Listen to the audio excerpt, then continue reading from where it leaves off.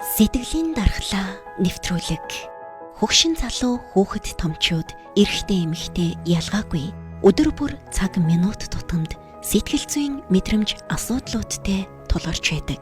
Гагцхүү түүнийгээ мэдрэх, илэрхийлэх, цэгцлэх арга ухаан чадвар чухал юм. Сэтгэлээ удирдах дадал чадвартай болоход сэтгэлийн дархлаа нэвтрүүлэг танд туслана.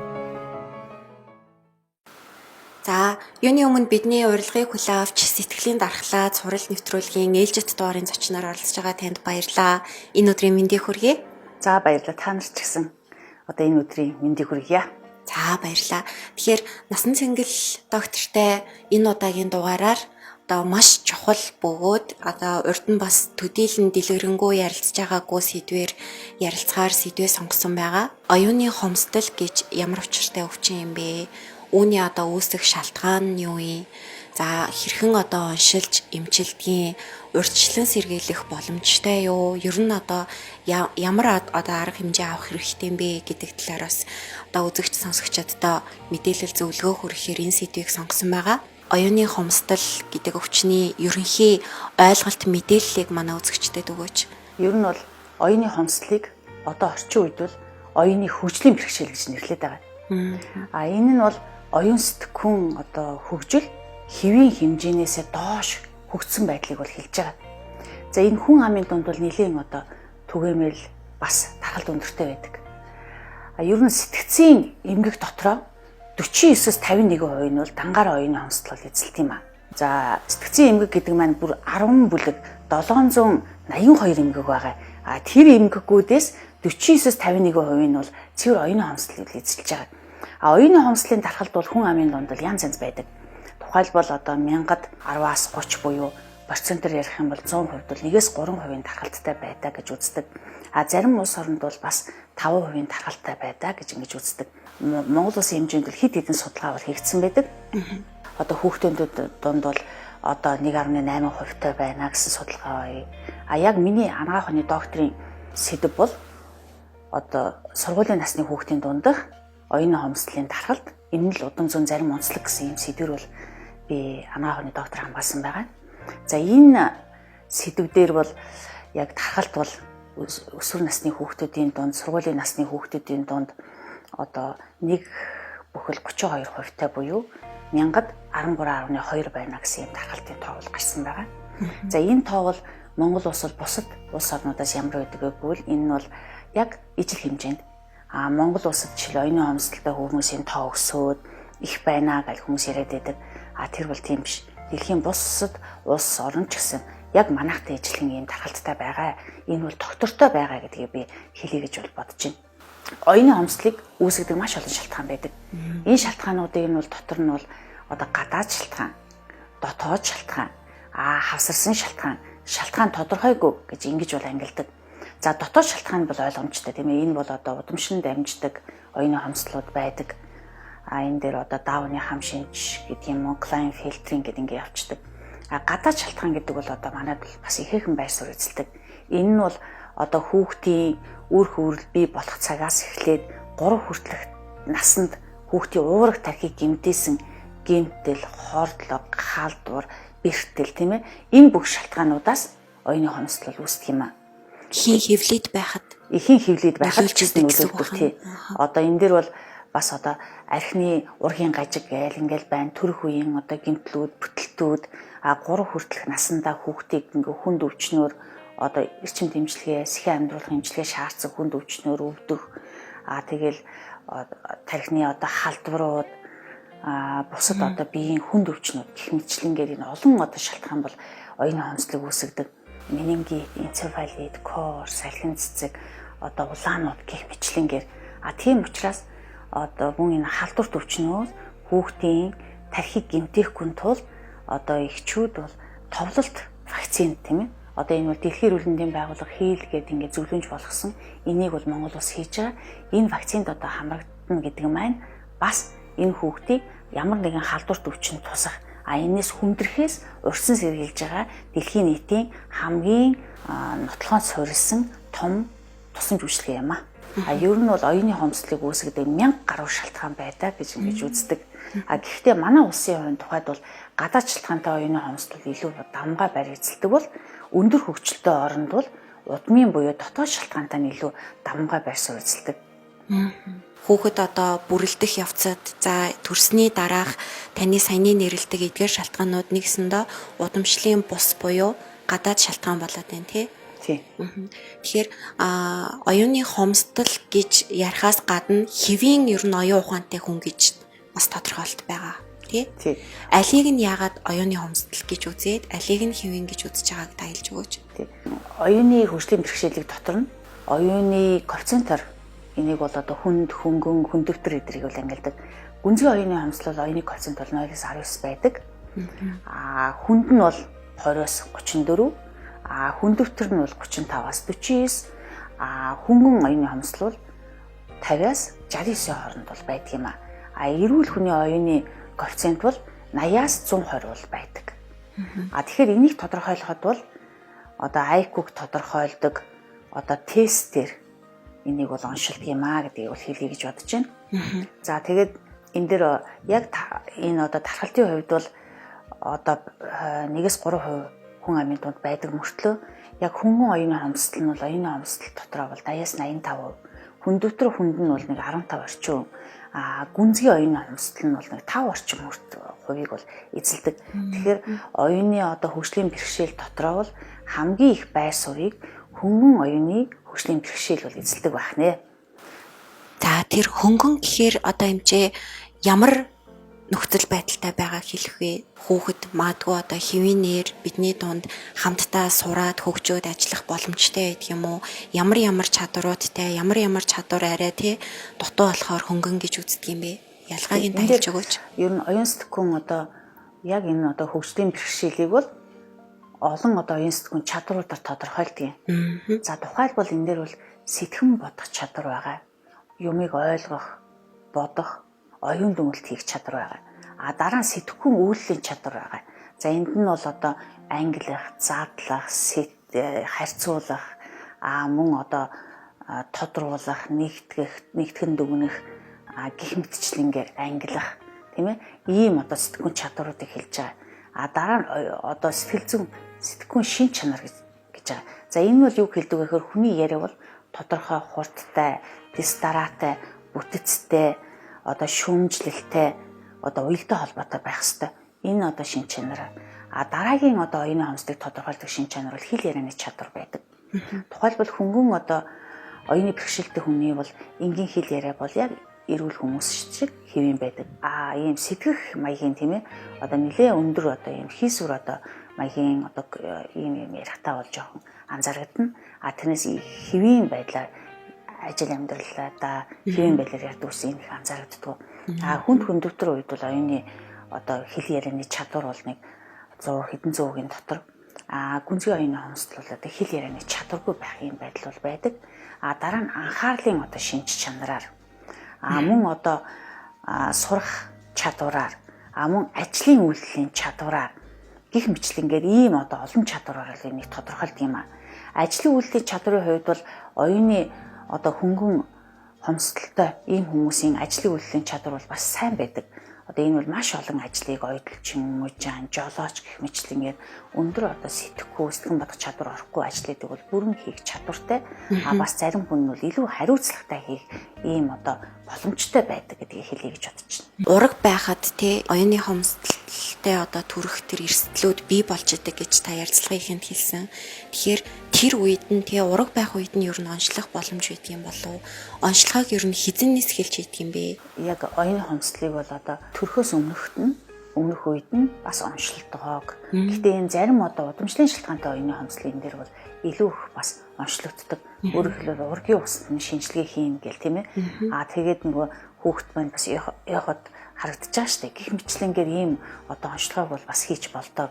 Бага наснд нь ч юм уу те миний хүүхэд арай ингээд хөгжлийн хоцролтолтой байна уу да анхаарах хэрэгтэй болов мэрэгчлийн үнээс зөвлөгөө авах хэрэгтэй болов гэдгийг ер нь ямар одоо шинж тэмдгүүдээр ер нь мэдчих болох юм. Одоо ингээл жижигхэн зүйлийг ярьчихаар нөгөө эцэг эхүүд минь бас санаа зовдөг штеп.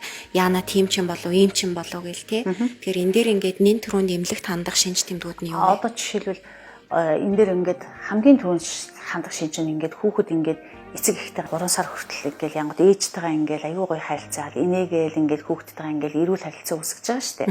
Одоо жинхэнэ тэгж хийлэхгүй, тэгж харилцаа үүсгэхгүй, инээхгүй тэгээд бас яг одоо үг хэл ярих үедээ үг хэл ярьж чадахгүй мөн хэл хүлд одоо ороотод ороод ах юм бол одоо хүүхдийн юм ч юм уу сэтгцэн юмчд бол хандхан зүйтэй гэдэг хэлхийг бодож байна. Гэхдээ энэ дээр одоо урьдчилан сэргийлэх чиглэлээр ярих юм бол хамгийн гол нь бол ээж одоо эрүүл байх ёстой, хүүхэд байхасаа эрүүл байх ёстой, аав эрүүл байх ёстой тийм ээ. Тэгээ хэвийн байдлаар яг төрөлтөө зөв одоо зохион байгуулсан, зөв төлөвлөсөн өөрснийхөө эрүүл мэнд гэдрэг бол одоо зөв одоо авч явах юм бол энэ бол бас оюуны хомсдолыг үүсэх тийм ээ олон шалтгааныг энэ дээр бол бас багасгаж өгдөг. За тэгээд энэ дээр бол мэдээж яриг одоо бидний эрүүл мэндийн одоо бас л мэдлэг байгаа шүү дээ. Хоолны дэглэм, нойрны дэглэм, өдрийн дэглэм энэ бол бас онцгой ач холбогдолтой. Юу н эрүүл байхын хамгийн гол үндэс нь бол тийм хувь хүнээс өөрөөс нь илүү их шалтгаалдаг. Юу н эрүүл мэндийн салбарын хөгжил одоо эдрээс бол нэг 10% шалтгаалдаг. Тэрнээс биш бүтэн 90% нь бол тэр хүний одоо амьдралын хэм маяг, эрүүл байдал, хүрээлэн байгаа орчин одоо эрүүл мэндийн боловсролтой салшгүй холбоотой гэж үздэг. Тийм болохоор эрүүл байна гэдэг бол хувь хүнээс илүү их бас шалтгаантай гэдгийг хэлье гэж бодож байна. Тэгээд жирэмсэн байхдаа эрүүл мэндийн дэглэм барих. Мөн төрөх үедээ хэвийн төрөх. Төрсний дараа 3 хүртэлх наснд бол хүүхдийг одоо бас сайн одоо асрах тийм ээ. Ямар нэгэн одоо халдварт өвчин, хүнд гэмтэл, бэртэл эдэрт бол өртүүлэхгүй ингэж байх гэдэг бол оюуны хомсдол урьдчилан сэргийлэлтэнд хамгийн гол ач холбогдолтой байгаа. Уг нь бол бүрэн одоо бид урьдчилан сэргийлэх боломж нь бараг 80% гэж ойлгож болох нь шүү дээ. Гадаад шалтгаантай оюуны хомсдлоос урьдчилан сэргийлэх бүрэн боломжтой. Дотоод шалтгаантай буюу удам шиг хандлагатай, удмын шалтгаантай оюуны хомсдол бол зарим нь бас онцлогдохгүй байх талтай. Энэ бол тэгэхээр энэ бол бас яг хүний хүчин зүйлээс бас шалтгааллахгүй тийм ээ. Бид нар одоо ямар генийн бүтцтэй ямар гэдгийг бид нар өөрчилж чадахгүй шүү дээ. Тэгэхээр энд бол бас удамшин дамждаг юм өвчин эмгэгүүд бол байдаг. Одоо хүүхэд хэрвээ оюуны хөгжлийн бэрхшээлтэй байх юм бол бас тэрнтэй яаж харьцах вэ гэдэг талаар бол илүү бас ярих гэж бодож байна. Хүүхдийг одоо ингээд хүмүүжүүлэх, хүүхдтэй ажиллах гэдэг бол их чухлаа. Ялангуяа хөнгөн оюуны хөгжлийн бэрхшээлтэй хүүхдүүд бол сургууль хүртлээ бол баг онцлогддгоо. Сургуульд ороод үеийн хүүхдүүдээс хичээлдээ одоо жоохон тааруухан сурах, ойлгоц удаан байх мэтэрл мэдэгддэг.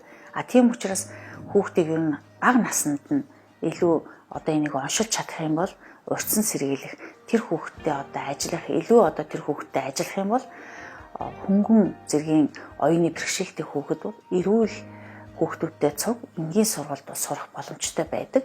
Хүндөвтөр оюуны хөгжлийн бэрхшээлтэй хүүхд бол тусгай сургуульд дээр сурч болдог тий. Тэгээ энэ дэр ээж хүүхдтэйгээ яаж харьцах вэ гэдэг дээр бас жаахан ярих гэж бодож байна л да. Яг тийм бол одоо их хүүхэд хоёр хоорондоо одоо хүн холбоотой гэж хэлдэг тийм ээ. Ээжэд ингээд хүүхдээ мэдрэх одоо эхийн одоо ийм материнские чувства гэж хэлдэг тийм одоо мэдрэх тархинд нь хүртэл одоо холбоос эдэр бол үүссэн байдаг. Тийм учраас ээж хүүхэд хоёрын одоо харилцаа бол энэ дэр бол одоо хамгийн чухал байгаа. За энэ дэр монголчууд нэг сайхан зүйц зүгөөдөг. Тэр бол яадаг бол оюуны хөгжлийн бэрхшээлтэй хүүхдийг зөв харилцаатай болгоно гэдэг бол хамгийн чухал байдаг. Хүнтэй мэдлдэг, өөрийгөө илэрхийлдэг, өөрийгөө бас яах их хүснээ хүнд илэрхийлждэг, хүнийг хүндэтгдэг тийм ээ. Ийм одоо харилцааны чадвар хамгийн чухал байгаа. Хоёрдугаарт нь бас өөрийгөө хасрах чадвар байгаа. Мөн одоо өөрийгөө одоо ингээд бас амьдрал ахуйд өөрийгөө авч явах тийм ээ. Өдөр тутмын одоо дэглэмийг барих, одоо хоолой хийх, за тэгэл өөрийгөө одоо хасрах ийм амьдралын хөвшлүүд бол хүүхдэд сургах бол зайлшгүй шаардлагатай байгаа. Тэгэхээр энэ дээр ямар наснд нь илүү ямар чадвар одоо бий болдог вэ гэдэг дээр би бас ярьчих гэж бодож байна л да. Тухайлбал одоо хүүхдийг одоо 5 нас хүртэл бол хамгийн чухал үе гэж хэлдэг. За хүүхдийг 0-оос 18 сарыг одоо нялх үе гэж хэлдэг. За энэ нялх үед бол хүүхэд бол 3 гол чадвар бол бий болдог. За нэгдүгüүрт нь юмд итгэлтэй байх, өвдрөг байх. Ийм чадвар бол бий болно. Хоёрдугаарт бол одоо өөрийнхөө сэтгэлийн хөдөлгөөнийг одоо илэрхийлж сурах чадвар бол бий болдог.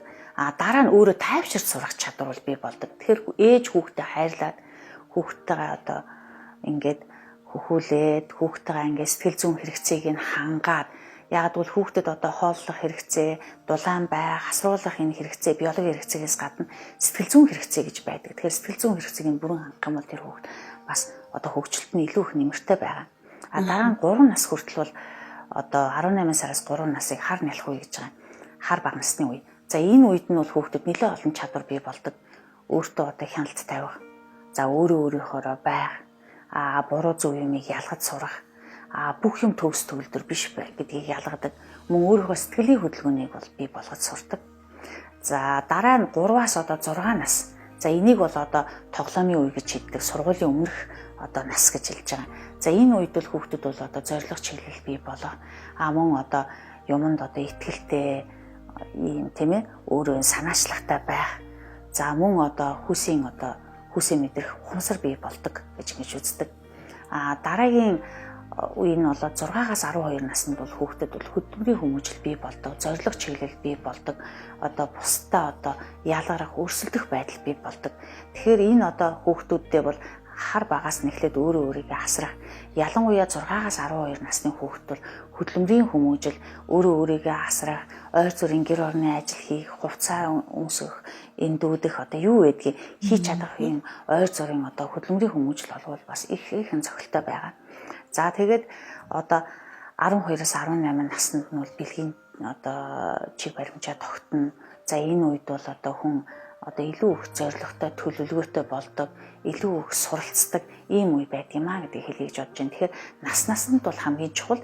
Энэ дундаа бол 0-оос 5 наснд бол их ялангуяа одоо гэр бүл, ээж аав эднэр бол бас нөлөөлөх юм бол оюуны хомсдолтой, хөгжлийн бэрхшээлтэй хүүхдүүдийн харилцаа, за тэгээд өөрийгөө авч явах, ахуйн дадал бий болох эднэрт бол онцгой ач холбогдолтой үе гэдгийг хэлье гэж бодож байна. Нөгөө талаараа таны би нөгөө судалгааны материалыг бас харж байлаа.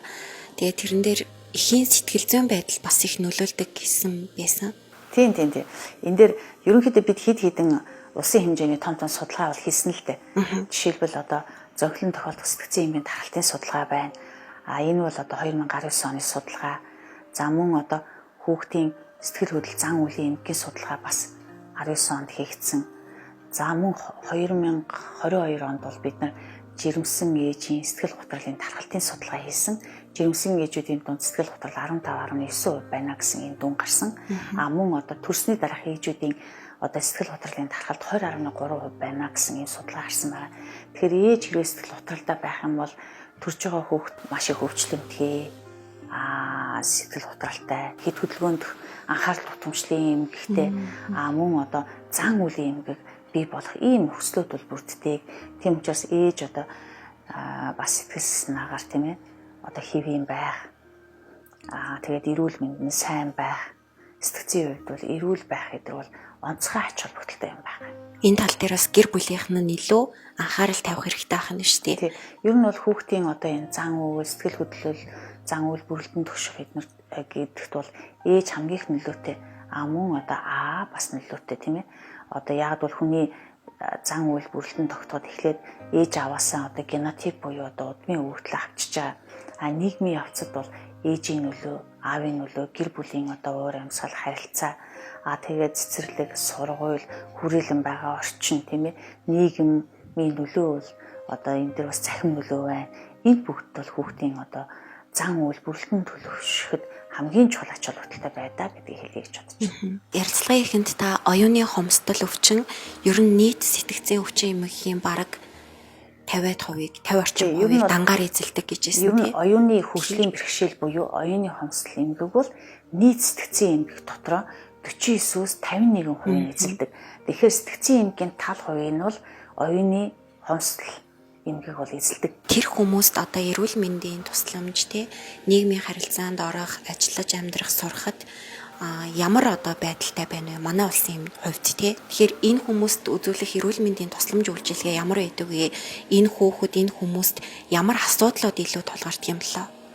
Тийм дээр ер нь бол улсаас бол яг энэ оюуны хөгжлийн бэрхшээлтэй хүүхдүүдийн эцэг эхэд бол халамж өгж байгаа л да, халамж өгж байгаа. Хүүхдүүд нь насанд хүрээд ирэхлээр бас одоо хөдөлмөр чадвар алдалтыг тогтоогоод сар бүр одоо мөнгө олгодог. За энэ тусламж үйлчилгээ байна. Тэрнээс гадна бас одоо аймагуудад бол цөөхөн Улаанбаатар хотод бол яг энэ оюуны хөгжлийн бэрхшээлтэй хүүхдэд зориулсан 4 том сургууль байдаг штеп. За энэ сургуулиуд бол хүүхдүүд бас сурж байгаа. Тэгээд улсын хэмжээнд бол яг тусламж үйлчилгээ бол мэдээж хэрэг үзүүлж байгаа. Гэхдээ мэдээж хэрэг энэ бол одоо их хүртээмжтэй байна уу бол бас үгүй тийм ээ. Тэгээд шаардлагатай тохиолдолд бол одоо сэтгцийн хэмжээ хяналтанд орно. Одоо тийм ээ төрөөс өнгөө олгодог юм энд хамрагдах боломжтой гэдэг ингээд янз бүрийн чиглэлээр тусламж үйлчилгээ үзүүлж байгаа. Одоо яг энэ хүүхдийг одоо хүмүүжүүлэх, сургах гол ажил бол одоо эцэг эх дээр бол энэ бол одоо үүрэг болж байж байгаа. Одоо энэ хөгжлийн бэрхшээлийг этгээдэг юм гэж бол дэлхийд байхгүй. Энэ хүүхдүүдийг нийгэмшүүлдэг, сургадаг, хөдөлмөрийн одоо зан үйлийг төлөвшүүлдэг энэ хүүхдэд өөрийгөө одоо авч явах чадварыг олгох хэмэл чиглэлээр тусламж үйлчилгээг бол үзүүлдэг. Бусад хүмүүсийн хувьд юу хийж чадах вэ? Та юу гэж зөвлөх вэ? Тэгээ энэ дээр ер нь бол одоо хөнгөн оюуны хөгжлийн бэрхшээлтэй хүүхдүүдийг бол эрүүл хүүхдүүдтэй цуг цэцэрлэгт байлгах тийм ээ. Сургууль сургах бол үүрэгтэй. Ягаад гэвэл эн чинь одоо тэгш одоо босрал гайл ингээл ярьж байгаа тийм ээ. Ер нь дэлхийн нийтэд ч гэсэн энэ хүүхдүүдийг одоо ялгарлан гадуурхахгүй тэр хүүхдийг ойлгож хүлээн зөвшөөрч ингэж хайцгах шаардлагатай. Ер нь бол оюуны хомсдолгүй улс орн гэж дэлхийд байхгүй. Бүх оюуны хомсдлын тархалт улс орнууд бол бүгдд нь адилхан байж л байгаа. Гэхдээ энэ бол одоо нийгмийн тусламж үйлчилгээ шаардлагатай. Бас одоо хүн амаас энэ хүүхдүүдийг ялгарлан гадуурхахгүй ойлгоод дэмжиж туслаж харилцах ёстой л гэж байна. Энэ бол хамгийн чухал ажил байна. Та бас ингэж ярьж байсан манай улсад бусад улстай харьцуулахад одоо удамшлын хүчин зүйл нь арай бага нөлөөтэй. Гадаад шалтгаан нь болохоор илүү одоо хувийг эзэлж чинь гэсэн тий. Энэ дээр би танаас тодруулж асуух гэсэн. Удамшил гэдэг дээр одоо яг юу нөлөөлөд байна вэ? Бид нар удам зүгээ судлах хэрэгтэй юм уу? Яах хэрэгтэй бол гэдэг дээр. За энэ дээр удамшлын шалтгаантай оюуны хомсдол байдаг. Энэ дээр хоромсоомын одоо өөрчлөлт гажгууд гэж байгаа.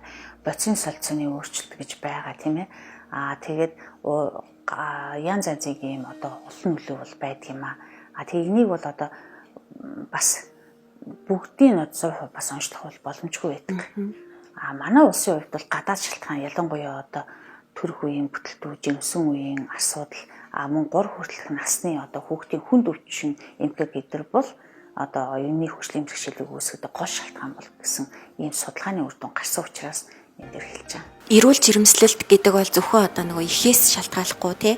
Та бас аав эрүүл ах хэрэгтэй гэж ярьсан шүү дээ. Эрүүл хүүхэд төрүүлэхдээ ээж аав хоёулаа одоо маш их үүрэгтэй. Яг л энэ бол одоо эрүүл байх шаардлагатай. Тухайлбал одоо манай улсын тухайд одоо хамгийн их одоо бас хөрөг одоо юм бол одоо энэ архины хэрэглээ биш үү? Арх. За тэгээд мас урал бодисын хэрэглээ.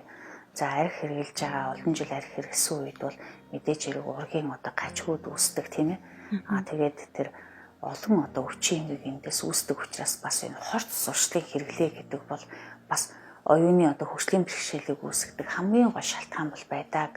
Тэгээ хорт сурчлын тухайд ингээ үзэх юм бол бас эрэгтэй эмэгтэй харьцуулах юм бол эрэгтэйчүүдийн дунд бол одоо энэ нийгмийн эрүүл мэнд, манай сэтгцийн эрүүл мэндийн үндэсний төвөөс хийсэн судалгаануудад бол одоо тархалт бол бас өндөр хувийг л эзлээд байгаа шүү дээ.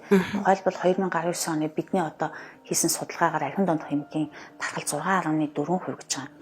6.4% гэдэг ингээд үзэхлээр чинь хэрвээ одоо 1.7 сая насанд хүрэгчтэй гэдэг ингээд үзэх юм бол тийм ээ бас одоо 90 мянган архин дондох эмэгтэй хүн энэ дээр бол одоо байгаа л гэсэн юм л гарчиж байгаа шүү дээ. Архин одоо хэлэхэд бол оюуны хөгжлийн бэрхшээлийг үүсгэхэд ээжийн эрүүл мэнд, аавын эрүүл мэнд, мөн одоо хорт зуршил, хэрэглээ, сэтгцийн эрүүл мэнд одоо энэ бүгдэд бол бүгдээрээ бас тодорхой хэмжээгээр бол нөлөө үзүүлдэг гэдгийг бол хэлье гэж болж байна. Оюуны хомсдлын аль нэгэн хэлбэрээр онцлогдсон тохиолдолд магадгүй ийм одоо тий гэр бүлүүд байгаа бол та тэдэнд юу гэж зөвлөх вэ? Одоо өөрсдийнхээ хувьд тий хамгийн сайн хэрэгжүүлж болох зүйлийг нь бас энэ бол бүх улс оронд бол тархалт нь бол байдаг тийм ээ. Бүх улс оронд бол байдаг юм аа.